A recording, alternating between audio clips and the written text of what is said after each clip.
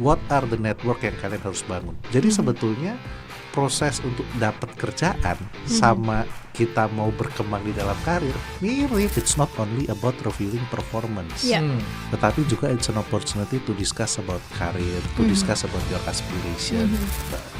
Well, at the same time it also comes with the questions kan, apakah kita sendiri as an HR equipping our skills ke sana. Kalau aku gagal, it doesn't mean that I'm not good.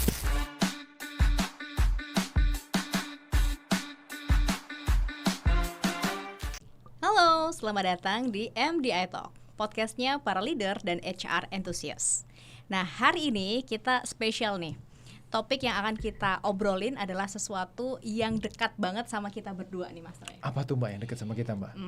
Jadi kan kalau episode-episode sebelumnya kan kita ngobrolin soal hal-hal yang ada di luar lah istilahnya. Jadi kayak AI kita ngomongin, terus gitu ordal juga kemarin kita sempat ngomongin. Nah sekarang kita mau ngomongin apa nih? Nah kita akan ngobrolin yang kita jual. Apa Tapi tuh? kita nggak jualan ya. Gitu. Apa tuh yang kita jual? Training. Yes. Berarti sesuatu yang sangat dekat banget ya sama kita. Banget dong, betul. Kenapa kita ngomongin training nih Mbak? Nah karena gini, ini POV saya sebagai karyawan ya Mas Ray ya. Jadi dulu ketika saya di corporate gitu ya, saya merasa senang banget kalau misalnya sering diikutin training. Dan justru saya merasa kalau misalnya nggak dikasih training itu kayak, aduh gimana nih? Jadi kayak my growth instinct tuh meronta-ronta. Kayak ambisius sekali waktu dulu ya. Tentunya. Nah, tapi setelah saya kemudian masuk ke dunia konsultan gitu ya, dunia training sebagai trainer, nah saya melihat ada sebuah fenomena yang menarik juga gitu, bahwa perusahaan itu justru kadang-kadang dilema nih Mas Ray. Kalau misalnya memberikan training yang terlalu sering atau yang ya banyak-banyak training gitu buat karyawannya. Kenapa tuh kira-kira? Gitu. Karena kan ya tentunya namanya training kan investasinya nggak sedikit. Fulus berarti ya? Fulus ya pastinya ya. Selain waktu juga fulus juga ya Mas Ray ya. Nah kemudian ketika training itu sudah dilakukan, udah investasinya nggak sedikit gitu, kadang-kadang trainingnya udah, tapi orangnya nggak berubah, tapi malah pindah. Waduh. Udah jatuh ketimpa tangga berarti itu ya. Udah keluar duit malah keluar lagi. Jadi itu fenomena yang saya temukan gitu ketika saya udah nyemplung sendiri sebagai seorang trainer di dunia training gitu. Cocok sekali nih sama narasumber kita hari ini. Karena memang beliau bergerak di bidang pelatihan, di bidang training. Betul, apalagi beliau memang yang bertanggung jawab terhadap people development dan juga learning dari sebuah industri global, beauty brand. Nah, salah satunya saya juga consumer pakai. Goods gitu ya. Pelanggan setia juga berarti ini. Pelanggan setia. Hari ini saya pakai nih, kelihatan kan? Flawless. Waduh, luar biasa.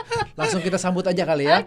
Pak Yanuar. Welcome Pak Yanuar. Welcome Pak Yanuar. Welcome. Very happy to be invited. Very happy untuk bisa sharing, ngobrol-ngobrol di sini juga. Gitu. Thank you. Nah, Pak Yanuar ini adalah People Development and Learning Director dari L'Oreal Paris ya Pak ya. Jauh nih Pak berarti Pak. Jauh.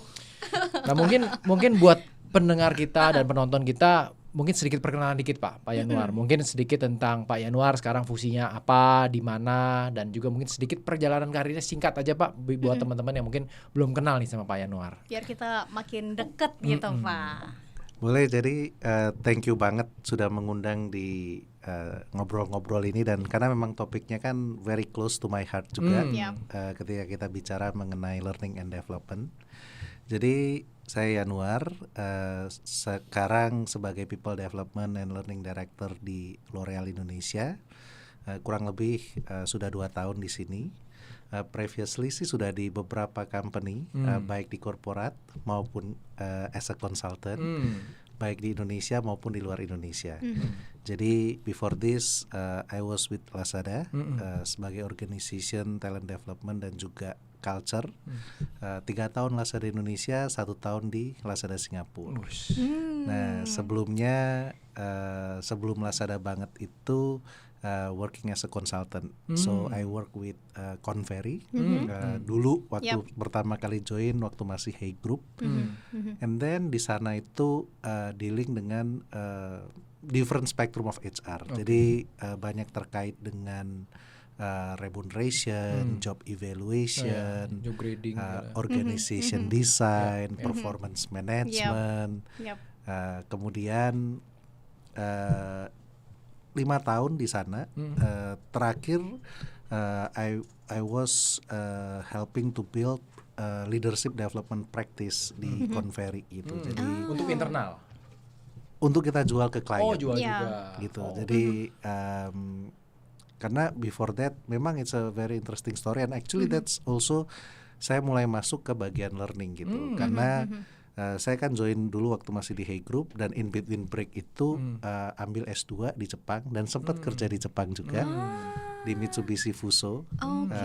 Jadi different company ya, manufacturing ya.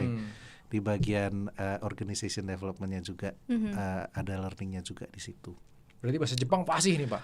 Bahasa Jepang sedikit-sedikit aja. Oh, genki desu ka? Sumimasen. Genki desu. Oh. Jadi di sana so very interesting karena hampir 10.000 karyawannya yang orang Indonesia mungkin nggak sampai 10 orang. Wow. So it's very interesting experience. After break kembali lagi ke Convery. Nah, sebenarnya kembali ke bagian Hey Group-nya gitu kan, tapi kan sudah diakuisisi. Dan at that time I was thinking Convery is a global brand, punya very strong brand in terms of leadership development, tapi kita belum offer. Nah, that's how I started. Kita ada partnership dengan senior partner dari North America, and then how we build the practice gitu. Tapi yang menariknya sebetulnya I started my career itu bukan HR tapi finance. My education background itu accounting and finance. I started career itu finance di Procter & Gamble.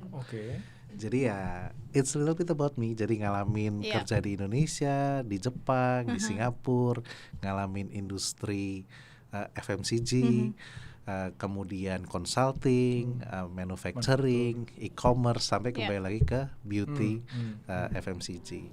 Ngalamin as a corporate, ngalamin as a consultant, ngalamin as a finance dan juga HR. Jadi cukup gado-gado. Iya. Waduh. Luar biasa loh ya. Kalau makanan Jepang chirashi nih, Pak. Katanya chirashi gitu ya, kan rasanya. campur-campur semua gitu. kan ya. Campur-campur gitu. Oh, ya Nah, mungkin kalau saya pengen tahu lagi sedikit lebih dalam nih tentang Pak Yanuar, waktu yang pertama kali dari finance ke HR tuh gimana ceritanya tuh, Pak? Nah, itu memang cukup menarik ya, karena banyak banget, karena kan saya juga sering ngobrol dengan mahasiswa-mahasiswi. I did use untuk melakukan career coaching juga. Dan memang banyak yang bertanya kalau mau pindah bidang itu gimana. Ya menurut saya sih as long as you are clear terhadap objektifnya apa, dan you don't do it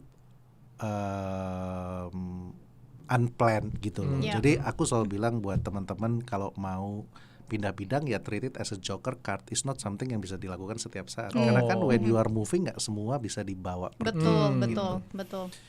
Nah, jadi at that time and I can make that decisions karena at that time I would like to learn berbagai macam industri gitu. Jadi makanya I decided move-nya ke consulting company untuk belajar berbagai macam industri. Nah, kalau bidangnya sendiri memang at that time I was thinking, ya nggak tahu ya, idealisme masa muda kali.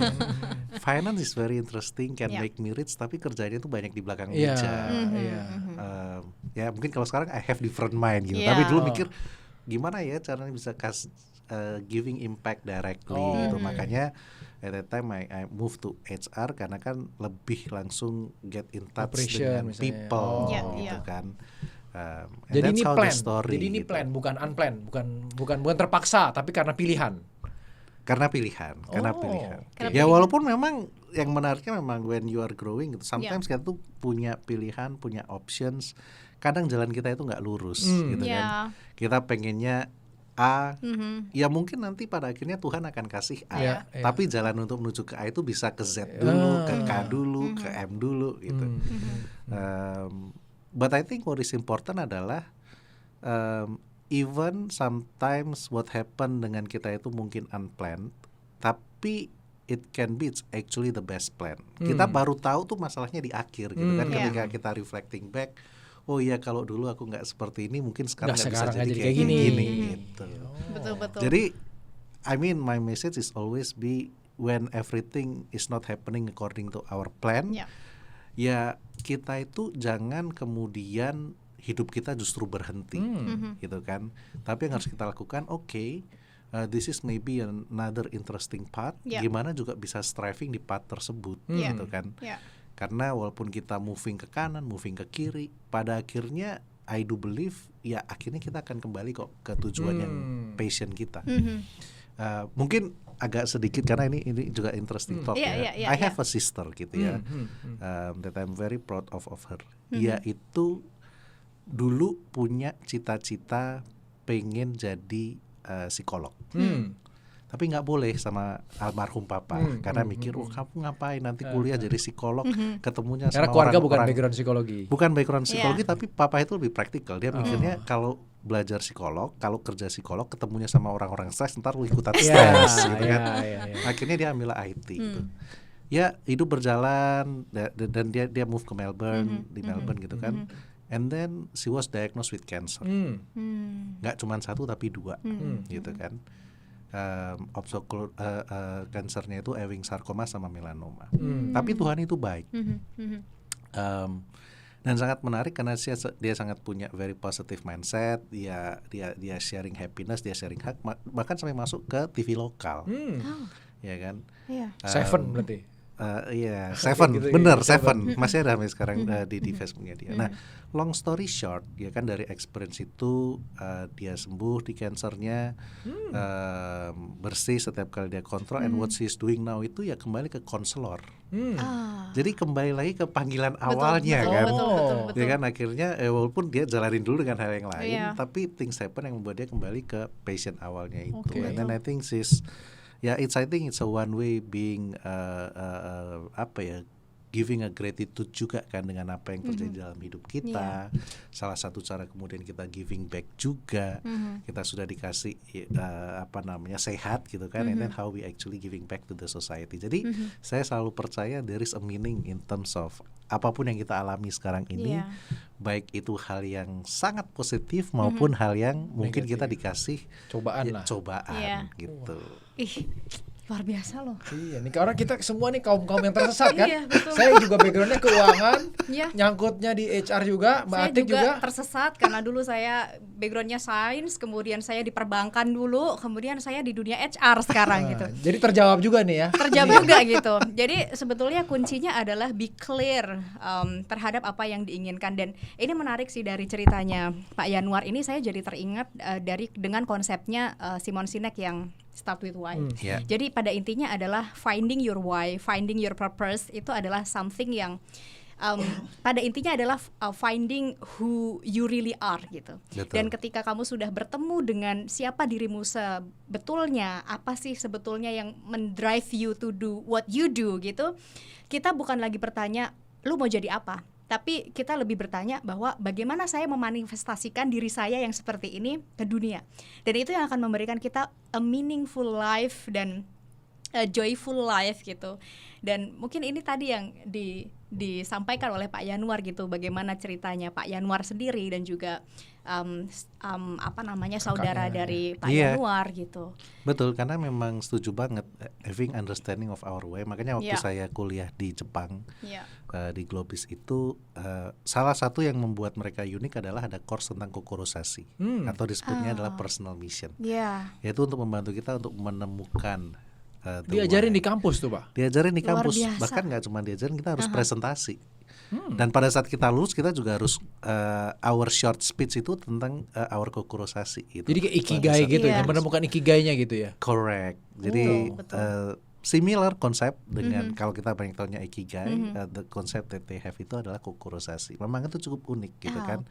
Nah, karena makanya saya selalu juga pernah ada konten juga yang saya bilang tentang masa depan kita, kalau kita nggak clear ya nggak apa-apa, tapi kita harus tahu sebetulnya tujuan kita kemana. Kalaupun kita nggak, karena ada beda antara what dan how. How-nya kan bisa macam-macam, tapi what destination-nya paling nggak kita punya inspiration ke sana. Makanya I'm not a fans of kata-kata ya udahlah biarlah hidup itu mengalir aja gitu kan. Tapi lebih kepada aku pengennya ke sini, walaupun memang jalan ke sana tuh macam-macam opsinya, and that's fine gitu. Tapi at least kita tahu kitanya itu mau kemana. Jadi ketika kita bangun tidur kita juga ngerti kenapa you are doing what you are doing gitu. Karena otherwise kan and menurut saya itu cara kita untuk memberikan makna ya di dalam hidup kita gitu, dan juga sebagai reminder. Karena kan kita merasa lost ya, sama kayak kita mau ngurangin berat badan misalnya.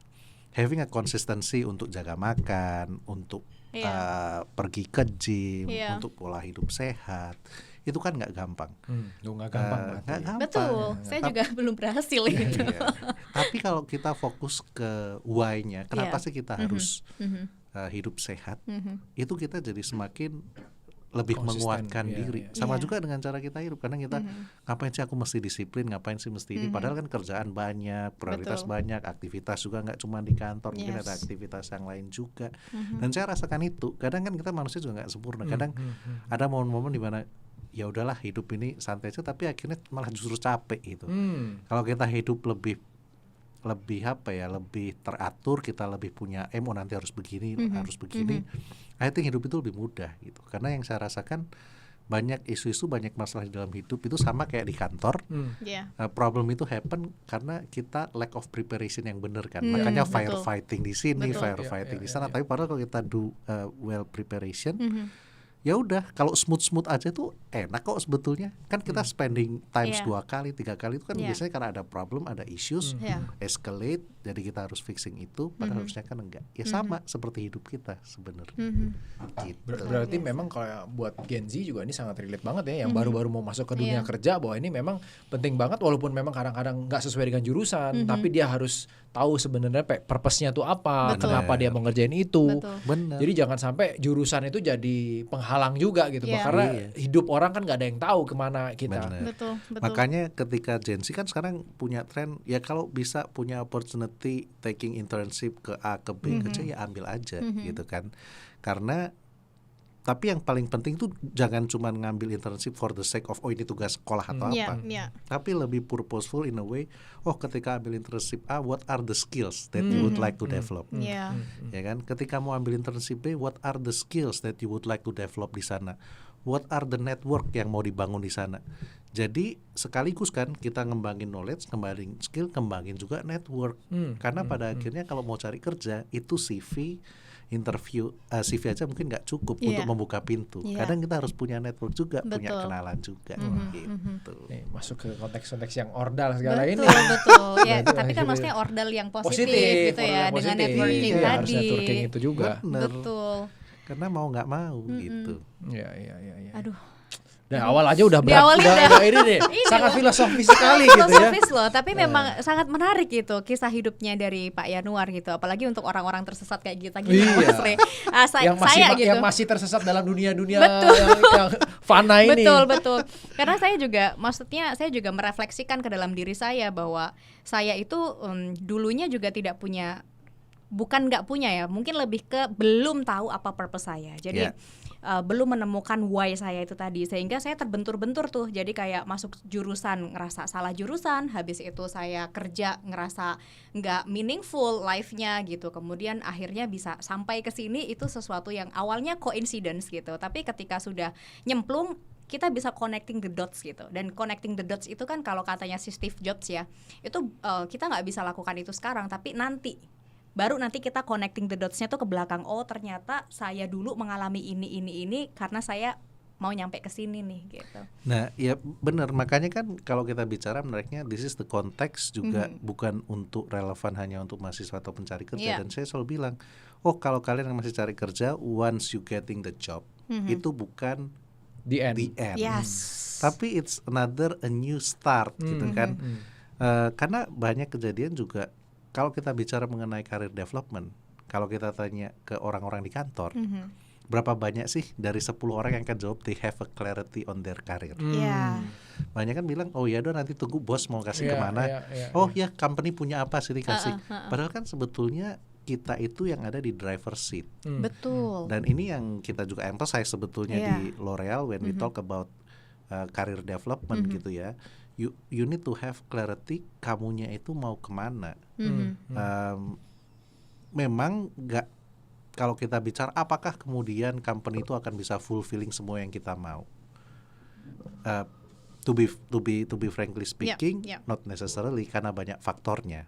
Ada faktor apakah memang ada business needs di situ, ada faktor apakah your competence juga masuk di situ, dan lain sebagainya. Tetapi ketika kamu itu tahu your inspiration di mana, kan kita kemudian bisa tailoring. How to develop you to go there.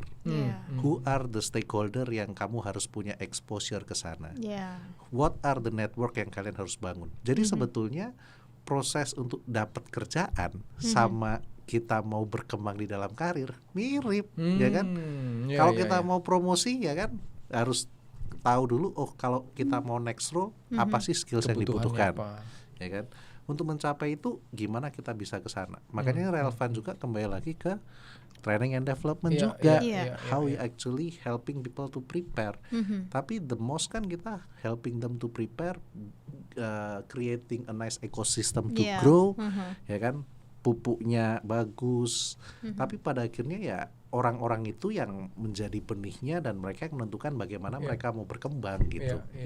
Karena kalau tanahnya bagus, ekosistemnya bagus, tapi benihnya sendiri kamu berkembang ya susah. Malas aku mau segini-segini aja misalnya kan. Growth mindsetnya nggak ada gitu misalnya gitu ya. Gitu. Yes, jadi harus punya self leadership. Jadi kalau misalnya tadi minjem kalimatnya Pak Yanuar gitu ya, kita yang ada di driver seat nih, bukan di passenger seat. Nah itu adalah bentuk dari self leadership. Betul. Gitu. Jadi menarik banget gitu bahwa nggak memandang usia ya Pak ya. Jadi semuanya, segala usia kita masih punya kesempatan untuk find your why, find your purpose, dan creating a meaningful life gitu, dengan be clear terhadap apa yang kamu inginkan. Dan makanya kita juga harus bersyukur ketika teman-teman itu kerja di company yang mensupport itu. Yes, betul sekali. Karena nggak semua kan mungkin yang di-push untuk kalau di L'Oreal kan kita memang mempush dalam 1 tahun itu paling tidak setiap quarter itu ada yang kita sebut connect conversation. Dengan connect atasan itu dengan atasan dengan bawahan, istilahnya connect, tapi ya kalau mungkin yang lebih umum adalah one on one. Nah, tapi di dalam connect ini memang kita secara spesifik bilang it's not only about reviewing performance, tetapi juga it's an opportunity to discuss about career, to discuss about your aspiration. Dan ini bisa dicatat di dalam sistemnya kita gitu. Jadi di sistemnya kita itu ada kayak semacam diary yang bisa dimasukkan di situ. Aspirasinya apa, mobility-nya seperti apa, sehingga kita juga bisa cek. Even kita kalau bicara tentang memasukkan goal, kita itu ada 3 goal yang menarik. Ada business goal, ada people goal, dan juga ada development goal. Nah makanya kan orang-orang juga harus tulis nih kalau mereka punya karir seperti ini, development goal mereka apa, itu bisa ditulis, dimasukkan di dalam sistem. Nah makanya kan ya kita harus bersyukur ya, karena menurut saya itu nggak semua company itu have this kind of ecosystem. Masalahnya dan ini untuk semua level Pak? Untuk semua level kita provide ini. Staff pun juga? Staff pun kita provide ini. Dan kita ingatkan mereka. Dan yang menariknya udah ada sistem pun. Kalau kita lihat persentase orang yang ngisi, tahun lalu kalau kita bicara 2025, itu 50% aja yang ngisi development goal-nya mereka. Tahun ini kita pengen push lebih banyak sedikit lagi. Kita istilahnya paksa, tapi kan dengan hal yang positif. Wajib ya harus itu. Kita udah by 2 bulan ini 70% masih kita mau push lagi supaya close to 100%, supaya everyone itu actually have discussion dengan atasannya dan they put development goal-nya. Ya kualitas nanti kita review lagi ya, tapi at least starting dengan mereka masukin dulu nih, ya kan, ini it's a good start, karena at the end of the day kan makanya for their own benefit juga. Exactly, saya lihat ini bukan HR system, sama seperti ketika saya deliver seminar, webinar terkait dengan goal setting. Saya selalu bilang sama mereka, message yang kita emphasize di tahun ini adalah goal setting itu it's not only HR process, tetapi goal setting ini sebetulnya membantu kalian untuk having a clarity in terms of the strategy. Karena kan goal yang they need to achieve, kayak yang they need to achieve harus link dengan strategi dong. Sehingga apapun yang mereka kerjakan, they need to ensure it's being captured correctly. Karena kita sangat menyayangkan ketika misalnya ada karyawan yang spending 20-30% dari waktu dan effort mereka untuk hal-hal yang tidak tercapture di dalam goalnya. Misalnya ad hoc request apa dan lain sebagainya, betul, walaupun betul. ini sangat bermanfaat, tapi unfortunately it's not being captured. So what happened during the year end performance review? Jelek. Apakah ini terconsider? Enggak, kan kasihan. So makanya betul, it's for your own benefit, and this is actually the mindset yang kita juga mau tanamkan lah ke orang-orang, bahwa when we talk about this, ya mungkin painful untuk ngisi, takes time dan lain sebagainya, but again kembali lagi ke prinsipal, if you prepare yourself right dari the beginning, you have a clarity on your goal, jadi kamu bisa juga pakai ini untuk ensuring bahwa ketika ada ad hoc request, balikin lagi, ini goal yang mana nih, minta proses-proses ini gitu kan. Ketika ada hal yang baru masuk, and then you can use actually this to ask about the priority. Oke, aku udah punya 5 goal, this is what we agreed, ini ada yang baru masuk, in terms of priority ini yang mana nih. Jadi ini pada akhirnya juga membantu mereka gitu kan. Otherwise ya people always be unclear in terms of strateginya, in terms of apa yang harus dilakukan, dan kadang mereka juga nggak bisa membedakan, karena di sistem kita sangat bagus, ada goals, ada activities, ya kan. Kadang mereka, waduh goalku banyak banget, apakah memang sebanyak itu atau ternyata yang banyak itu activitiesnya.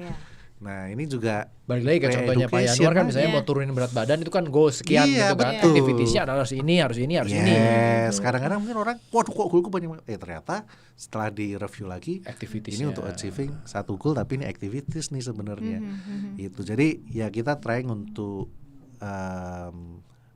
building more discipline di dalam proses itu, karena pada akhirnya it's not for HR benefit, it's for their benefit, for their discussion dengan atasan. Karena sebenarnya kalau kita ngomongin tadi driver seat, sebenarnya mungkin kadang-kadang kita mesti agak sedikit mengarahkan supaya dia mau jadi driver seat. Betul.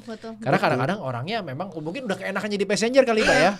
Ya kan enakan disupirin gitu kan, kebiasaan naik Grab mungkin gitu kan. Jadi bisa disupirin, kita mesti encourage lah dia untuk supaya mau jadi. Betul. Dan memang makanya sekarang ini untuk mengenforce itu ya betul dengan kita itu sharing nih, monitoring, ini loh sekian percentage yang sudah mengisi, dan kita monitor itu on the frequent basis. Jadi 3 hari sekali selama 2-3 minggu kita berikan laporan ke top management, dan kita sisi semua yang belum ngisi. Ini adalah listnya, dikejarin terus ya Pak. Dikejarin terus pokoknya. Otherwise it won't happen. So sometimes dan kenapa kita lakukan, karena kita percaya bahwa this is a beneficial process, bukan buat HR kok, buat our employee, for them to have clarity on the goals, for them to have clarity on the strategy, to have clarity on what they need to do, pada akhirnya juga ngarah ke business outcome. Betul. Gitu. Nah mungkin saya mau masuk ke business improvement nih Pak, karena kita ngomongin training gitu kan. Training itu kan dekat dengan business improvement dan business proses. Nah mungkin kita mundur sedikit ke overall picture dulu nih. Kita nggak usah ngomongin teknisnya dulu. Saya pengen bawa ke high level dulu nih. Kan Bapak kan di industri consumer goods lah. Secara garis besarnya kan consumer goods dan di beauty gitu. Spesifiknya kalau yang Bapak amati, tantangannya di industri ini sekarang apa sih Pak? Kalau kita ngomongin sangat tinggi sekali nih dulu nih. Jadi kalau kita ngomongin event bukan cuma di consumer goods ya, tapi in general kan menurut saya sih privately saya merasa economic conditions is being very challenging dengan berbagai macam faktor lah, mulai dari faktor global gitu kan, perang, di mana ini kemudian akan mempengaruhi juga harga-harga dan lain sebagainya. Supply chain semua berdampak. Mempengaruhi supply chain, pada akhirnya juga mempengaruhi consumer ability untuk spending kan, purchase, dan kalau saya ngobrol dengan teman-teman dari industri yang berbeda juga they feel the same way gitu.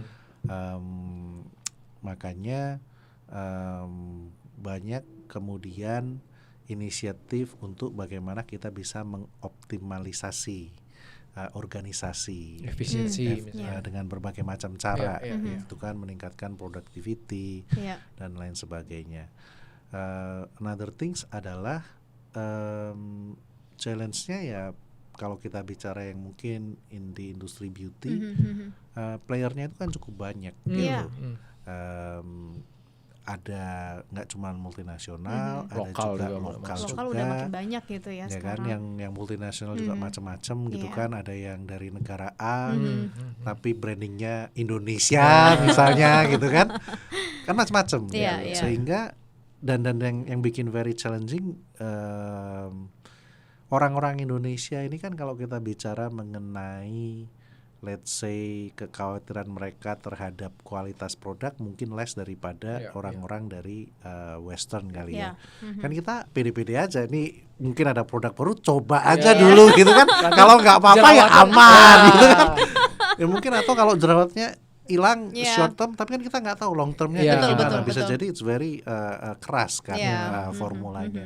Tapi kan pede aja kita berani gitu. Mungkin kalau yang lain mungkin lebih mikir dulu ya. Baca labelnya dulu, ada approval FDA apa enggak. Nah itu makanya dan kita kan kalau kita bicara as a L'Oreal ya kita very ethical company. Kita jagain kita punya mutu. But it has been very challenging. Tapi ya pada akhirnya kan kita nggak bisa just blaming the situation. What we need to do adalah gimana sih kita kemudian bisa come up dengan our creativity, our innovations, with the belief that our product is good, untuk kembali becoming a market leader gitu. Jadi kalau secara makro sih kurang lebih seperti itu. Jadi fungsinya L&D sangat-sangat kritikal sekali ya di dalam tantangan zaman sekarang ini. Betul. Jadi ya ini adalah tantangan kita semua sih, maksudnya terkait dengan tadi ya. Saya rasa sih banyak customer yang akhirnya mengencangkan ikat pinggang gitu untuk spend money gitu, termasuk beli training juga Mas Rian. Jadi ya it's a bit challenging situation sih hari ini. Tapi ya itu tadi. Tapi harus inovatif terus, harus kreatif terus. Jadi mungkin ini waktu untuk kayak cooling down. Nah cooling downnya ini kita manfaatkan untuk tadi mengembangkan dari sisi organisasinya. Nah yang mungkin saya pengen tanya juga adalah begini Pak. Kalau tadi kita melihat penjelasannya Pak Yanuar itu kan organisasi ini kan memang sudah sangat besar dan sangat mature lah di bidang learningnya dan HR-nya gitu. Nah apa sih Pak sebetulnya kalau tantangan dalam mengelola orang-orangnya sendiri itu ada apa enggak sih Pak? Sebetulnya kalau tantangan di dalam mengelola orang itu pasti akan different stages ya. Tapi memang betul kalau kita itu is a very mature organization. Kalau kita bicara mengenai training offering itu sudah banyak sekali. Kita punya sistem LMS juga, punya internal, kita sebut One Learning gitu kan. Dan di One Learning itu juga banyak sekali e-learning offeringnya in-house yang dibikin dari L'Oreal, karena kan banyak technical knowledge misalnya yang juga terkait dengan division spesifik ya kan. Dan kita itu juga memberikan beberapa online training for free. Jadi at least ada 2 nih vendor online yang kita kasih free access to all employee. Jadi mereka bisa belajar dari situ, luar biasa banget gitu. Dan satu adalah vendor untuk language. Jadi kalau mau belajar bahasa juga bisa self learning. Any language Pak? Yang di provide di aplikasi itu, tapi cukup banyak. Maksudnya Mandarin, bisa. Gitu-gitu bisa. Bisa. Di aplikasi itu bisa. Jadi kita ngasih opportunity untuk orang grow itu self learning, ya kan. Ada 2 external e-learning course provider yang mereka bisa free access dan ribuan training di situ. Ada in-house kita dan juga ada yang in-class training juga. Jadi kalau secara kita lihat secara infrastruktur ada. Makanya tahapan saya sekarang PR-nya itu lebih kepada bagaimana kita build the learning culture, learning mindset ke masing-masing individu gitu. Dan ini kan yang lebih susah daripada sekedar infrastrukturnya aja. Infrastrukturnya. Mungkin banyak kami kan starting kita build dengan infrastruktur. Oh kita kasih, kita mau punya program training apa ya. But once you get there itu sebenarnya next stepnya adalah gimana sih supaya setiap orang ini merasa bahwa training is actually their needs, gitu kan. Ini bukan yang dipush dari perusahaan. Balik lagi jadi driver seat tadi. Kan. Betul. Makanya kita berusaha untuk building this learning mindset dengan berbagai macam cara. Misalnya di tahun ini, mulai awal tahun ini kita ada fun competition sebetulnya. Jadi kita sebut competitionnya adalah collecting your learning hours. Gitu. Jadi sampai akhir tahun, dan ini berjenjang. Jadi collecting 15 hours, collecting 30 hours, dan collecting 60 hours. Tiap bulan kita akan bikin raffle untuk orang-orang yang sudah recording 15 hours. Nanti 3 orang beruntung akan kita kasih hadiah. Jadi gamificationnya di situ. Jadi mereka kan juga punya insentif. Datang training nggak cuma belajar nih, meningkatkan skill set, tapi juga ada nih opportunity untuk dapat prizes. Nah ini terakumulasi. Kalau udah 15 jam nggak cuma stop di situ, naik terus 30 jam. On the quarterly basis kita undi untuk yang 30 jam. Kita pilih 2 pemenang beruntung kalau yang quarterly ini. Kita kasih lumayan nih hadiahnya gitu kan. Ya enak banget ya, udah belajar dikasih hadiah lagi. Belajarnya gratis lagi, kalau ngumpulin hours banyak dapat ada opportunity dapat hadiah. Menang banyak nih, Pak. Menang banyak. Nah, tapi kan kalau udah 30 gimana? Apakah stop? Enggak, kita push sampai 60 jam.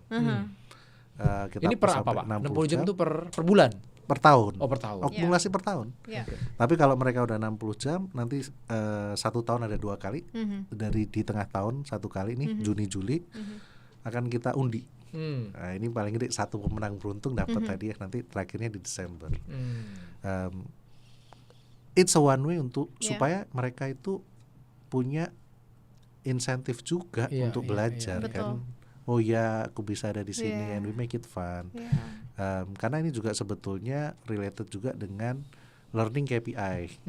Ya, mungkin hampir different ya. Tapi kalau kita di learning itu ada KPI average hour sebetulnya. Per employee. Dan average kita itu at least kita tracking yang 15 jam, tapi pengennya tuh sampai ke at least ke 60. Makanya kita bikin perjanjiannya kayak gitu.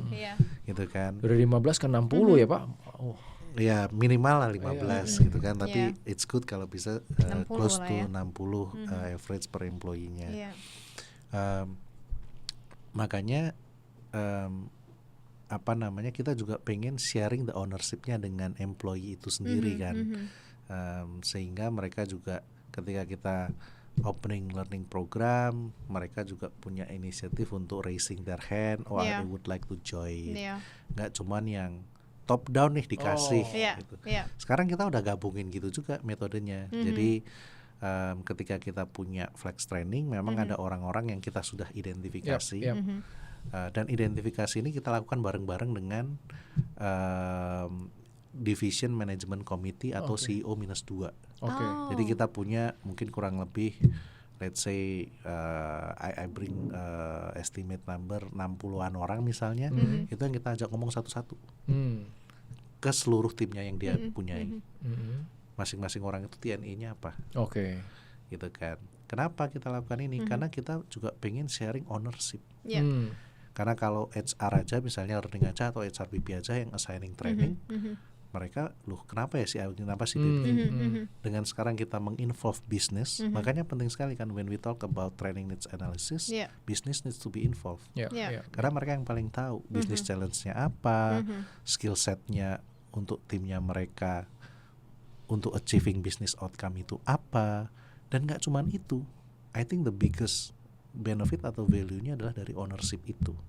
Karena sekali lagi kan my homework di tahun ini, karena kan ini tahun my third year gitu ya, di L'Oreal, adalah shifting this learning mindset, building the learning culture. Semakin ownership-nya itu ada di bisnis, bukan di HR, dan HR membantu untuk menyelenggarakan, tetapi mereka yang eager, gue pengen training ini dong, bisa nggak? Dan ini juga menarik, ini udah mulai muncul email-email yang ke saya dibilang, aku ada training, bisa nggak di-record as a learning hour? Atau kita ada training dong, tolong dong ini di-record. Nah ini kan menarik gitu. Atau mulai muncul request ke kita, ya kan? Itu kan berarti mulai dilihat bahwa learning as a trusted partner nih, udah mulai ada request, ya kan? Kadang-kadang kan kalau kita di HR kan, ya mungkin ada posisi kayak sangat silo ya, mungkin dibenci oleh employee. Wah, aduh training lagi, gua kerjaan belum beres-beres, tambahin training lagi gitu kan. Kita nggak pengen itu gitu, makanya kita pengen shifting Yeah. the mindset, the ownership ke orang-orang itu sendiri. Makanya even kalau dulu before I join mungkin lebih banyak top down gitu kan, jadi orang juga mungkin some people mungkin nggak tahu kenapa mereka have to come to the disuruh classes bosnya aja gitu. gitu ya Pak. Langsung Disuruh di-assign bosnya, aja gitu langsung ya. di-assign. Tapi kita rubah gitu. Even our flex training which is yang soft skill, selain yang kita appointed, kita juga giving the opportunity for people to register. Okay. Sometimes ada yang, karena kan mungkin nggak semua, ada yang mungkin udah dikomunikasikan, mungkin ada yang belum ya TNA-nya oleh atasannya kan. Kadang juga sama nih listnya. Oh, orang ini memang udah kita identifikasi, ternyata dia juga daftar. Nah, ini kan jadi match ada nih. kesadaran berarti. Ada kesadaran juga, berarti memang diidentifikasi. Berarti udah mulai berhasil nih membangun culture-nya nih Nah, Pak. itu yang aku suka gitu. Karena kan I think our aim itu ya sebagai learning partner ya kita provide what the business needs gitu kan. Requestnya dari makanya ketika misalnya dari zone atau dari regional minta deliver dong training ini gitu kan dengan high investment, aku bilang ya nggak masalah, I want to deliver this, but I need the commitment from the business. Bahkan idealnya adalah kita bisnis memang butuh learning, you bikin dong gitu. Karena apa? Kalau kita misalnya iya nih zone minta ini, ya udah yuk kita jalankan, tapi bisnisnya sendiri doesn't feel the needs, percuma. Ya kejadian kita udah invest mahal, udah datengin trainernya dari mahal, regional lagi, and then we don't have participants. Ya kan mungkin yang datang cuma berapa gitu, ROI-nya juga nggak ada. Makanya yang aku pengen adalah ya udah secure aja dulu komitmen dari bisnis, and then we help. I think itu lebih menarik juga gitu kan, ketika datang dari mereka, ketika mereka udah siapin orang-orangnya, ini memang datang, and then we deliver. Nah ini this is proses gitu, karena building up the mindset, the ownership, bahwa training is not solely responsibility dari HR atau learning team, bahkan ini juga dari mereka. Take proses, tapi I think pelan-pelan we've seen the changing gitu, seeds-nya ini mulai bertumbuh lah gitu. Nah, kalau saya pengen gali gini Pak, Bapak kan pernah di Singapura juga, pernah di Jepang juga, paling nggak pernah berinteraksi lah dengan budaya lain lah ya. Apakah tadi yang keengganan untuk belajar ini hanya ada di kita, di budaya kita, atau memang itu internationally memang seperti itu Pak? Sebetulnya Jepang itu juga interesting ya. Kalau Jepang itu kan kita juga sebetulnya when I was in Japan itu kan juga banyak sekali nationalities-nya. Karena kan I work with Mitsubishi Fuso, tapi Mitsubishi Fuso itu owned by Daimler AG, Mercedes-Benz. Bukan Mitsubishi Corporation berarti. Bukan gitu kan. Nah, dan jadi ada berbagai macam nationalities di situ, dan kita juga bisa lihat sebetulnya dari different nationalities dengan Japanese dengan non Japanese juga kalau kita bicara tentang training, tentang readiness dan lain sebagainya. So I would say ya memang tendensi ini ada, there is a similarities. It's not only unique di Indonesia gitu ya. Tapi memang yang menarik mungkin udah beberapa, kalau kita ngomongin yang lebih spesifik kayak soft skill gitu, kayak confidence, kayak misalnya communications. Mungkin ada beberapa nationalities yang mereka memang lebih strong di situ.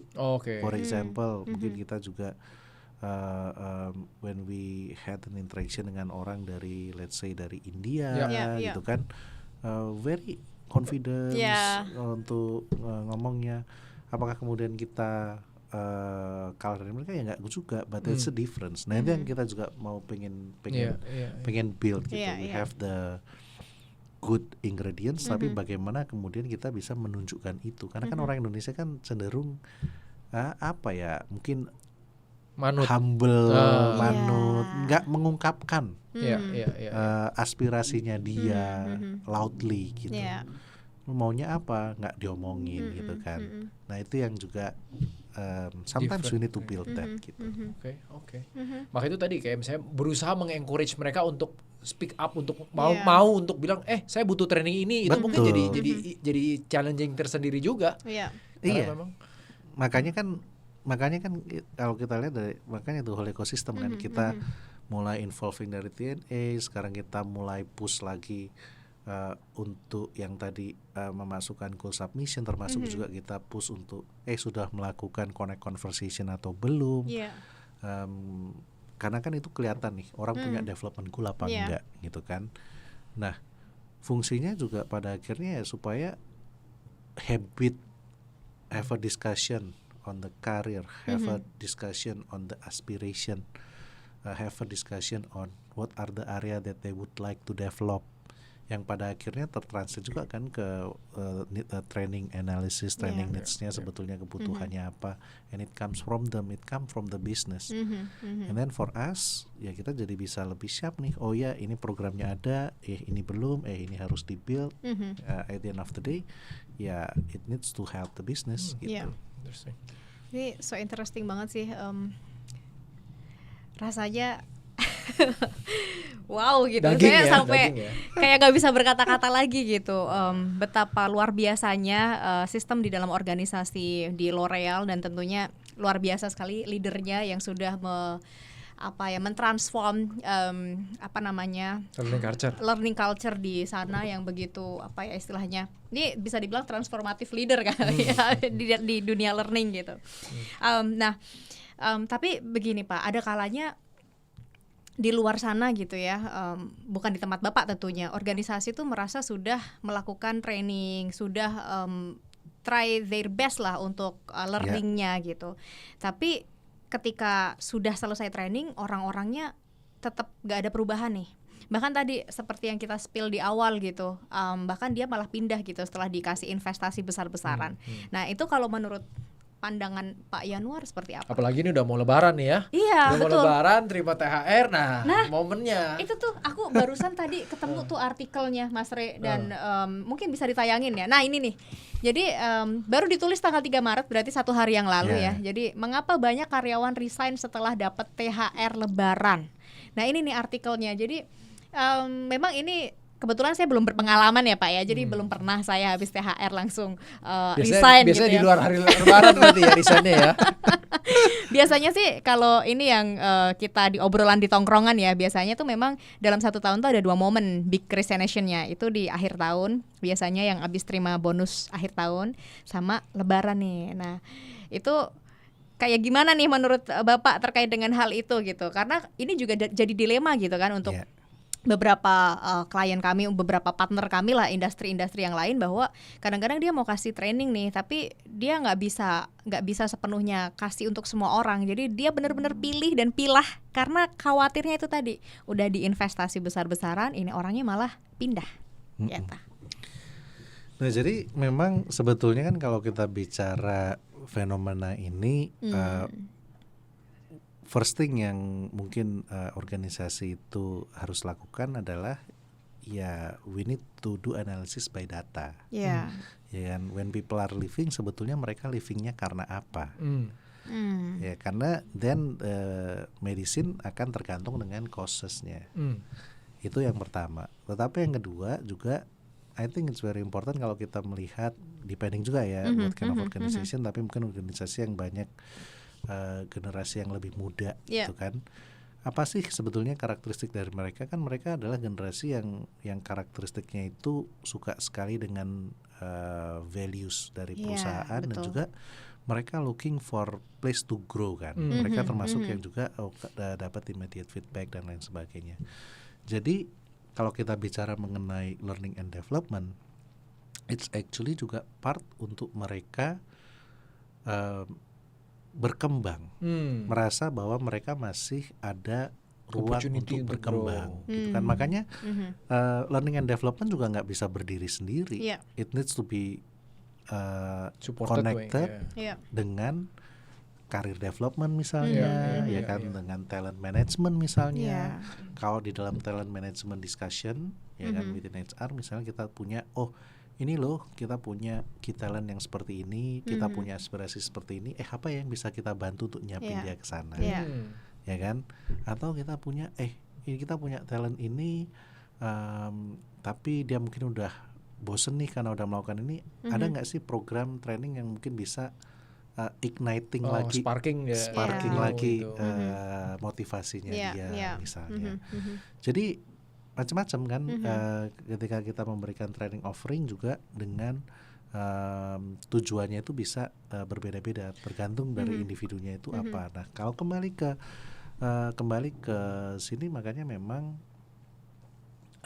at the end of the day ya kita juga harus bisa understand our people gitu.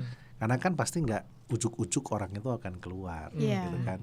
Makanya ketika orang ini nanti keluar apa enggak ya, justru questionnya adalah when we are invested in training, kalau ini diapresiasi, bisa jadi orang itu nggak jadi keluar. Tapi kan itu nggak selalu bisa jadi jawaban. Kalau memang mereka keluar karena apa ya, karena pengen ambil S2 ya, mau kita kasih training, mau kita kasih retention ya akan pergi aja gitu kan. So it really depends. Tapi itu bukan sesuatu menurut saya yang mendadak gitu. Jadi kita juga SNH itu harus punya sense terhadap our company health itu kayak gimana gitu kan. Itu kalau untuk menanggapi yang keluar. Kalau menanggapi untuk orang yang nggak berubah, nah ini beda lagi gitu kan. Karena memang ya itu sekali lagi nih. It's not all only rested on the trainingnya itu sendiri. Kita juga bisa kembalikan lagi ke orangnya itu sendiri, tahu nggak kenapa mereka harus datang training gitu kan. Do they actually feel the need to change? Kalau mereka merasa lu gue udah jago, ngapain gue di sini gitu kan. Ya ketika selesai training juga ya nggak berubah karena they don't need to have the feeling to change. Makanya itu juga penting nih untuk actually having the right participant, dan masing-masing partisipannya itu actually understand kenapa mereka mesti ada di situ. Itu satu. Yang kedua tentunya pastilah dengan trainernya itu sendiri, itu harus on a good quality, ya kan? Karena kalau enggak ya tapi itu kan lebih visible gitu. Betul. Having a trainer with the good quality. Yang ketiga yang nggak kalah pentingnya sebetulnya adalah the opportunity for them to experimenting new behavior gitu. Jadi kalau kita ngajarin mereka hal yang baru, tapi setelah kembali ke tempat kerja they don't get any opportunity untuk applying what they learn, ya bukannya mereka nggak bisa berubah. There's no place to grow. There is no place to grow, there is no place to change. Makanya harus ada komitmen juga.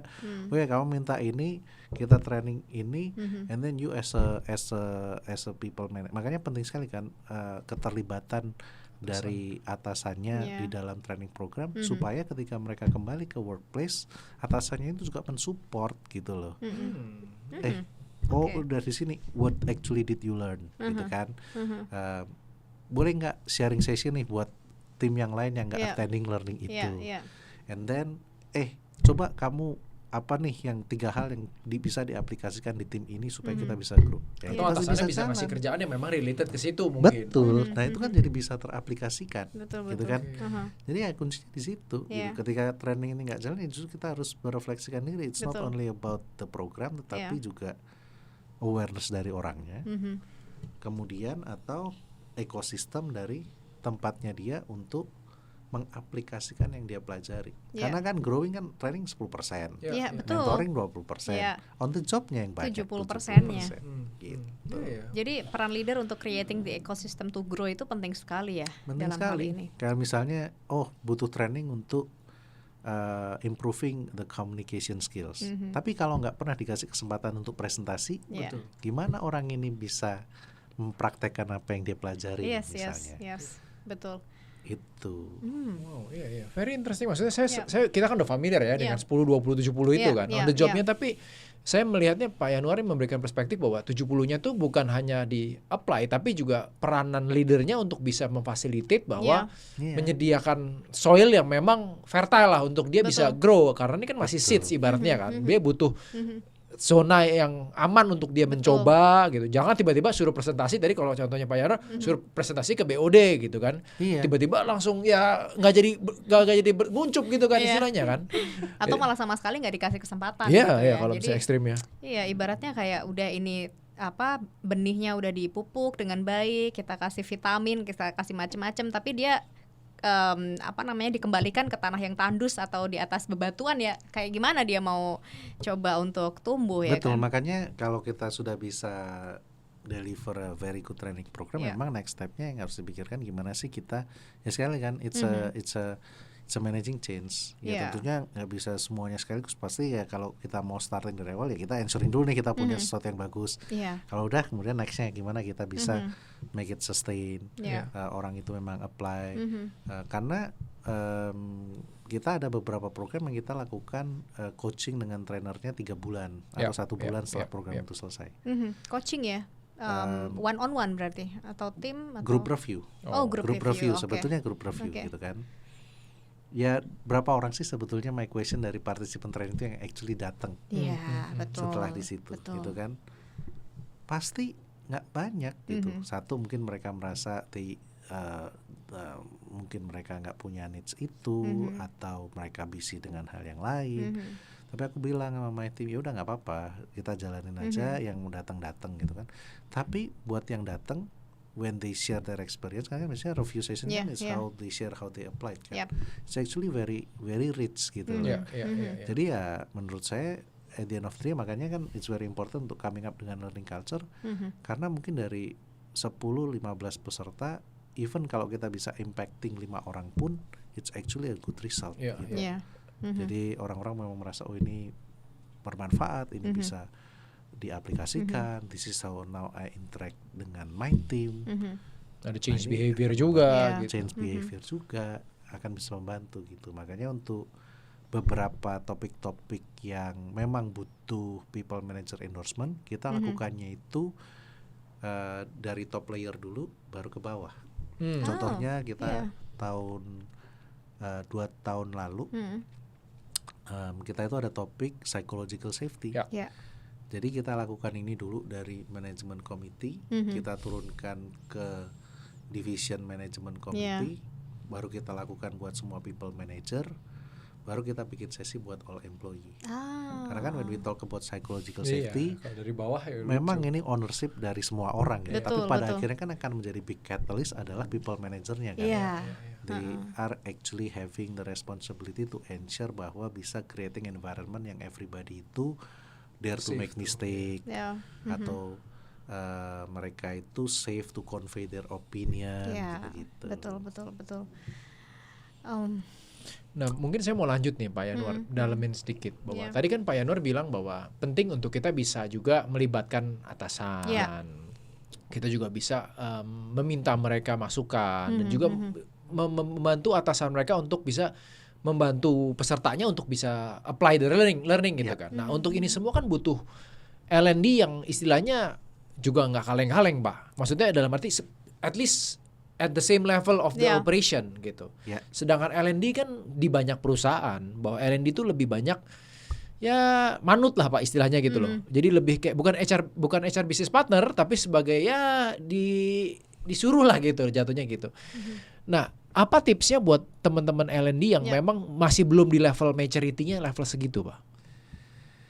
Nah, it's a very interesting question dan ini sebetulnya it's not only for L&D profesional ya, tapi it's for every HR profesional. Karena kan kalau kita lihat teorinya, kalau kita bicara dari banyak HR guru, ya kan, role dari HR itu kan sebagai business partner.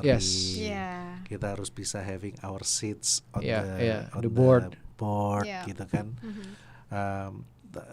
Well at the same time it also comes with the questions kan, apakah kita sendiri as an HR equipping our skills ke sana gitu. Makanya kalau bicara gimana ya as a L&D ya kita harus punya mindset bahwa understanding the business. Isunya itu apa? What are the business challenge yang kurang skillsnya ada di mana? How we can help them untuk drive business outcome. Kalau kita bicara tentang leadership, pain point-nya itu di mana. So we need to talk with people, we need to be close. Makanya memang ya kalau kita ngomong HR, even as an L&D, ya kita harus memang jadi konsep business partnering itu di semua spektrum HR menurut saya. It's not only HR BP gitu. Karena ya kita harus dekat dengan bisnis kan untuk understanding their language. Otherwise ketika kita ada meeting sama bisnis, kita nggak ngerti apa yang mereka omongin, ya kita nggak bisa sitting at the same seat gitu kan. Akhirnya kita disuruh-suruh aja karena lu kagak tahu apa yang kita mau, ya udah lu lakukan aja gitu. Tapi kalau kita understanding what their needs or understanding their issues dan kita bisa punya presence yang kuat and then jadi pairing dengan GM-nya. We get the credibility. Nah, itu yang kita kemudian juga bisa kasih value. And it's not easy. Gitu, it takes time. Untuk building trust juga it takes time. Untuk kita bisa tahu industrinya juga takes time. Tapi makanya the curiosity itu penting gitu loh. Makanya ya for me I'm being grateful karena as an HR konsultan kan cukup banyak nih exposure-nya. And trying untuk understanding dari bisnis perspektifnya seperti apa. Ketika kita ngobrol dengan bisnis, makanya kan penting juga karena kalau kita mau cari training vendor, kalau kita nggak tahu isunya di bisnis, kita mau nge-brief vendornya gimana? Betul. Karena vendor pasti tanya pain point-nya di mana? Sering banget. Pokoknya gue butuhnya ini. Kan susah. Betul. Benar-benar kita juga ngalamin ya, berarti kayak ditanya kebutuhannya apa. Oh ya kebutuhannya ini yang standar dulu aja deh.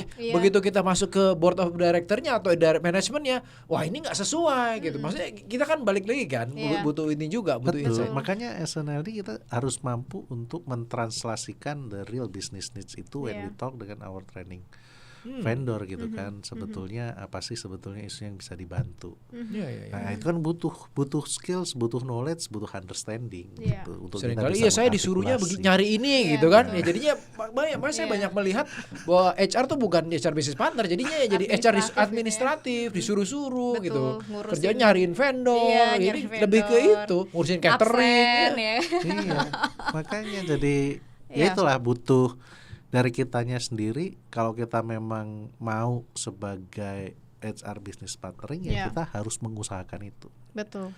At least knowledge-nya dan learning-nya terhadap industri dan juga ininya business problemnya harus. It will not come automatically. Sama seperti kita building trust dengan bisnis. Trust is actually earned. It's not being given for free. Gitu. Makanya it's very important untuk kita bisa having that kind of mindset. Makanya saya bilang kan stage-nya ya memang harus kita build trust-nya. Kalau kita semakin udah tahu ya trying untuk build culture-nya. Kalau kita mau build culture and mindset kan berarti kita harus tahu what they feel on the ground. Kita harus tahu POV employee kita, user kita ketika dengar training itu apa sih. Makanya kita mau shift the perspective kan, bahwa training is fun, training is for my own benefit, training is not something that is being pushed dari atas. It takes time. Makanya itu L&D harus muter juga Pak ya. Iya harus keliling kayak tadi Bapak bilang, nggak cuma duduk di belakang meja aja. Waktu ngomong TNA baru kemarin ya yang tahun lalu kita ngobrol dengan semua division Menkom. What is actually needs dari tim kalian itu apa? Kembali lagi, it's also to transfer the ownership, having a shared responsibility. Ini yang lu bilang kebutuhannya ini. Kita provide what you need, gitu, what you ask. Ya in a way jadi konsultan internal juga berarti. Jadi konsultan internal. Harus asking questions. Betul. Harus kita bisa ngobrol, bisa tanya. Dan kita juga harus tahu offering kita apa. Karena kan kita baca dari global, ini ada katalognya, mereka pasti tanya, ini katalognya apa, ini kontennya. Oh iya kita pelajari. Ya kita jadi sama-sama jadi salesman juga Pak ya. Betul. Bener jadi konsultan juga, jadi salesman juga. Sama kayak vendor mau jualan ke kita harus jualan ke bisnis. Betul. Punya training ini gimana? Matchingnya baru ini vendor yang mana gitu. Gitu. Yes, jadi L&D tuh nggak cuma set up training doang, tapi dia juga harus learn and develop themselves gitu. Untuk betul-betul memahami bisnis, kebutuhan industri, kemudian bisa propose ini apa sih. Exactly, makanya kalau kita tahu itu kan kita bisa come up dengan hal-hal yang cukup unik gitu, yang nggak common gitu kan. Nah kalau ngomongin training Pak, pasti kan training kan harus dievaluate. Kalau menurut Bapak evaluate training yang paling efektif tuh kayak gimana? Ya memang kalau evaluasi training kan yang common kan kita pakai yang care pattern gitu kan, di mana orang itu satisfied atau enggak yang level satunya ya kan. Which is di kita juga measure itu. Jadi kita selalu measure training kita itu dengan training impact dan juga NPS. Ya kan, impact kan how satisfied they are 0-10. Kalau NPS kita hitungnya dengan cara-cara NPS benar. Jadi yang 9-10 dikurangin yang 1-6. Itu yang untuk level 1. Untuk yang level 2 kan ini terkait dengan their knowledge ya. Jadi sometimes untuk some of our training vendor itu ada post testnya juga misalnya, which is bisa diisi. Yang 3 adalah behavior. Memang di kita itu sekarang masih mungkin by observation sebenarnya. Tapi untuk kita kan pasti kita juga harus bisa observe dan selalu tanya, ini ya waktu di awal tahun needs-nya adalah di sini, ini udah kita kirim, kira-kira gimana sih, ada perubahan atau enggak? Atasannya berarti Pak? Ke atasannya atau ke HRBP, ya kadang kita masih harus meng-capture-nya itu gitu. Jadi walaupun it depends, karena mungkin kalau ada company yang punya program learning journey, bisa dilakukan pre sama post after. Kan biasanya kalau learning journey kan bisa setahun gitu ya. I think pre testnya, post testnya di kita juga kita ada 360 assessment. Makanya kita juga bisa referring back ke 360 assessment itu. Lakukan 360 assessment, nanti kita lihat throughout the journey kayak gimana. Next year kalau ada 360 lagi, apakah ada perubahan atau enggak? Itu yang kita lihat. Ya, again ya, kalau sampai ke 4 sama 5 itu kan banyak faktornya. Tapi at least I would say to aim ya, kita betul-betul punya observasi lah. Karena memang mungkin susah ya kalau kita mau yang level 3 untuk ke semua orang. At least kita start dengan observasi our key player deh. Ya kan, yang memang kita mau invest, kita mau bikin mereka itu siap, mau ready, terus kita di situ. Kalau yang untuk all employee ya at least bisa di level 1, level 2 dan level 1 biasanya saya pakai untuk evaluate our partner kan. Kalau memang evaluasinya nggak bagus ya kita cari partner yang itu lain. Itu bare minimum lah. Bare minimum. Makanya kita juga selalu berusaha untuk inovatif gitu, nggak stuck juga dengan satu partner. When I join mungkin kita punya satu partner, sekarang after I came here mungkin kita udah partnering dengan banyak gitu, 5-6 dan nggak cuma dari Indonesia. So I bring my network dari luar negeri juga. Untuk deliver training di kita, gitu kan, dan ya some karena friendship actually get a good price juga gitu. Banyak leverage itu dan dia spesifik kan. Jadi I know very good people, very good training, mereka baru build ini. Tapi aku selalu bilang ke my team, supaya aku nggak bias, kalian deh yang assess dan kita lakukan pilot. If people are not happy ya kita stop, jangan gitu. Tapi if people are happy, makanya kita build a lot long term relationship dengan partner-partner yang bisa bikin tim kita happy gitu. Jadi sebenarnya partner dengan aku ya, maksudnya for me personally it's very easy kok. You just need to make my participants happy. Karena di end of the day people are happy, ya udah kita continue aja gitu. So it's not me who decides gitu. Ya itu yang bare minimum level satunya gitu. Tapi I think for key player we need to actually being able untuk lihat perubahannya mereka itu apa, terutama yang kita prospek as a leaders gitu ya. Ini saya belajar lagi dari Pak Yanuar bahwa dari sebagai L&D atau sebagai HR juga harus networknya juga luas, bisa bisnis sense-nya juga jalan gitu kan, nawar juga, gunain leverage itu juga. Karena kan industri ekonomi gitu ya Pak ya. Budget kan harus efisien banget. Good deals tapi juga dapat yang best deals untuk gitu best quality juga. Best deal untuk good price. Best deal untuk good price seneng gitu. Karena aku juga dulu pernah di konsultan, so I know. Semua stakeholder point of view konsultan gitu. Tapi ini menarik ya, maksudnya untuk untuk berpartner dengan industri sebesar L'Oreal gitu. Apa sih sebetulnya pertimbangan atau kriteria utama yang ditetapkan oleh L'Oreal dalam memilih partner vendor training ini agar memastikan trainingnya itu relevan dan berdampak? Iya, sebetulnya yang pertama itu kita bisa sebetulnya dapat sense ketika kita even pada saat ngobrol dengan potential partner ya. Kita bisa tahu, oh this is actually can be very interesting, this is actually mungkin nggak cocok dan lain sebagainya. Karena kita pasti cari partner itu yang punya uniqueness in terms of how they run the training. Karena kan kalau kita bicara, it's not only about ngajar, it's not kayak di teori kuliah based kan, tapi juga bagaimana it's being combined, the way of delivery-nya, metodologinya, dan juga fasilitatornya. Ya kan, fasilitatornya juga I would say harus bisa punya recent examples Hmm. gitu.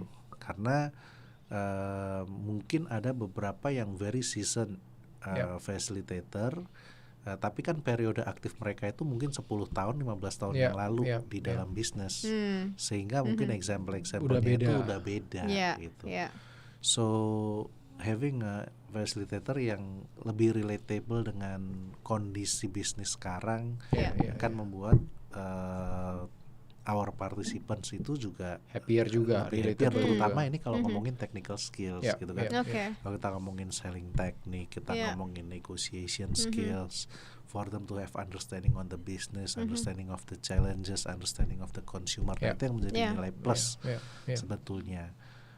Even kalau kita ngomongin tentang let's say even stakeholder management, ya they need to understand gimana sih untuk build stakeholder di company yang mungkin kompleks. Kalau kita global company kan probably there is a different complexity, karena kita nggak hanya dealing internal tapi kita dealing dengan regional. So I think it's very important for our partner untuk understanding us gitu, our context, our challenges, sehingga apa yang mereka offer juga relevan dengan kita, dan practice juga it's very important. So not only ngajarin teori, tapi gimana di dalam training itu people juga bisa practice, bisa diskusi, karena ya mungkin ini bukannya nyombong ya, tapi I feel that kita itu punya ingredient employee itu luar biasa pintar gitu. Jadi ya kalau kita kasih trainer yang boring ya they get bored gitu. Kalau kita kasih trainer yang bisa sparking facilitate untuk mereka ngobrol, people will be very engaged. Karena levelnya bukan sekedar teori based lagi, sekarang udah bagaimana apply, udah bagaimana maturity-nya beda lah. Betul. Nah nggak kerasa nih Mbak Ati, kita udah hampir 1 jaman kita ngomong. Ya kita cepet banget nih, nggak kerasa karena memang pembicaraannya cukup seru sekali. Nggak kerasa loh, saya sampai nggak lihat jam soalnya dari tadi kayak terkesimi betul terkesimi gitu dengan perbincangan kita dengan Pak Yanuar. Kita dibawa ke Jepang, ke Paris, ke Singapura, ke Indonesia gitu. Dan kalau nggak salah kemarin emang trainingnya dari Singapura ya Pak Yanuar ya. Macam-macam. Kita pernah kita punya partner yang kita datengin dari Singapura, dari Filipina, dari Malaysia. Ya sekarang kita punya variety aja. Kalau dulu cuma hanya dari partner dari Indonesia, tapi selalu sih ya again ya kembali ke tadi ya. It also coming back dengan is there any particular specialties, karena itu pasti juga nilai plus kan. Kalau ada spesialisasi di sini comparing dengan yang general gitu. Oke. Nah mungkin saya izin masuk ke segmen terakhir nih Pak, ke bagian terakhir ya, tentang job seeker gitu Pak, tips-tips untuk job seeker. Tadi kan kita udah sempat disinggung di awal sebenarnya. Nah pertanyaan saya sebenarnya, kita bicara tadi bisnisnya tuh challenging Pak, bisnis challenging, productivity tuh diminta tinggi, efisiensi juga jadi sorotan, indeks ekonomi juga semua jadi, uang tuh jadi inilah, jadi pemikiran utama gitu. Nah bagaimana buat teman-teman kita yang baru lulus gitu, untuk nyari kerjaan di zaman sekarang tuh apa sih Pak yang menjadi kuncinya gitu loh Pak? Kalau Bapak nyari orang sekarang, nyari orang yang kayak apa? Nah ini juga memang menarik ya, karena the things yang happening sekarang itu kan supply dari tenaga kerja dengan demand yang bisa diabsorb oleh company itu jomplang. Ya kan. When I had a discussion juga, setiap tahun itu kita kayak ada defisit lowongan pekerjaan itu sekian banyak gitu. Jadi memang nggak bisa terabsorb. Berarti maksudnya supply-nya lebih besar? Supply-nya lebih besar daripada yang demand-nya bisa absorb gitu kan. Jadi what does it mean? It means ya memang competition ini makin susah. Like business juga. Like business, competition dapat kerja itu makin susah. Sehingga ya kita harus doing extra effort juga untuk bisa masuk di dalam perusahaan. Apalagi kalau kondisi ekonomi nggak lagi baik-baik saja. Bahkan aku nggak tahu apakah masih sekarang atau enggak. Kan tahun lalu atau kapan itu there was a news di mana consulting company, ada yang stopping hiring gitu Yeah, kan. Atau betul. aku punya temen yang dibilang starting date-nya itu 6 bulan lagi nih. Iya. Sampai ditawarin ke satu kayak gimana gitu kan. Jadi in this kind of situation memang it's more challenging. Makanya pesan aku dengan para job seeker ya, kita harus lebih tough aja. Jangan sampai ketika dibilang aduh ini kok gagal, and then kita itu jadi sedih gitu loh. Yeah. I mean sedih itu boleh, tapi memang faktanya it's becoming more challenging. Yeah. When you are having a failure, misalnya nggak diterima kerjaan, it doesn't mean bahwa kamu itu Not good enough. Yeah. Gitu. Ini yang paling penting gitu. Yeah. Karena kan aduh kok aku nggak ini. Karena if you have that kind of mindset, when you are doing the third, the fourth, the fifth interview, your confidence is gone. Yeah. Ya kan? Dan itu malah bikin kamu lebih susah dapat kerjaan. Jadi spiraling downward. Jadi spiraling downward justru. Makanya itu yang kita harus punya mindsetnya dulu. Memang it's tough. Kalau aku gagal, it doesn't mean that I'm not good. It just mean that mungkin ya memang bukan jodohnya. Mungkin they find mungkin ya pas kita ngobrol ada other candidate yang lebih suitable dan lain sebagainya. But it doesn't mean that you are not good. Nah itu mindset yang harus kita jagain bener. Kenapa? Supaya kita nggak spiraling down. Supaya kita tetap punya semangat. Oh ya memang mungkin kalau ini nggak berhasil, kita coba lagi. Yes. Nah, itu yang pertama. Yang kedua, what is important to job seeker juga prinsip you need to understand where did you fail. Ya kan? Apakah fail? Ya makanya aku selalu bilang kalau nggak dapat kerjaan itu failnya di mana? Apakah nggak pernah dipanggil interview sama sekali? Berarti itu masalahnya ada di CV. Ataukah oh iya nih udah dipanggil interview tapi nggak lolos, berarti masalahnya how you are doing your interview. Karena kan jangan sampai masalahnya di interview yang diperbaikin CV-nya gitu kan, atau masalahnya di CV-nya yang dikencengin adalah interviewnya gitu. Nah itu yang penting juga, dan selalu kita belajar. Makanya kita harus selalu belajar, trying to understand, getting the feedback, sehingga kita juga bisa selalu berkembang untuk understanding what we need to do differently. PDCA nih berarti. PDCA. Plan, do, check, karena action. kan kayak siapa ya Thomas Alva Edison ketika dia kan bisa satu tapi dari sekian banyak betul. jalan, gitu betul kan. betul. Atau siapa yang bilang tuh kalau kita melakukan hal yang sama tapi Insanity, berharap hasil yang berbeda, it's actually insanity, it's crazy gitu kan. Makanya itu juga yang penting. Dan yang ketiga ya sekali lagi orang dalam itu ya kan, building the network, trying to find a way. Karena for me myself personally ya ada opportunity yang aku dapatkan karena I'm maintaining my network. Dengan kita ngobrol-ngobrol, walaupun ada juga yang kita apply sendiri. Jadi banyak cara gitu. Tapi kuncinya adalah kitanya sendiri harus proaktif. Betul. Gitu.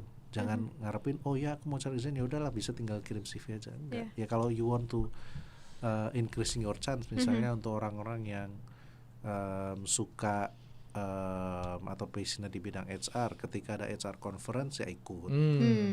Ada cost-nya gimana ya? Look at it as an investment gitu. Kalau kalian mau investment untuk willing untuk buat beli ini itu juga investment. Tapi jangan cuma datang ke sana buat dengerin sesinya. Datang ke sana deketin orangnya, tanya sana tanya sini, dari company mana, and then that's how you grow your network gitu.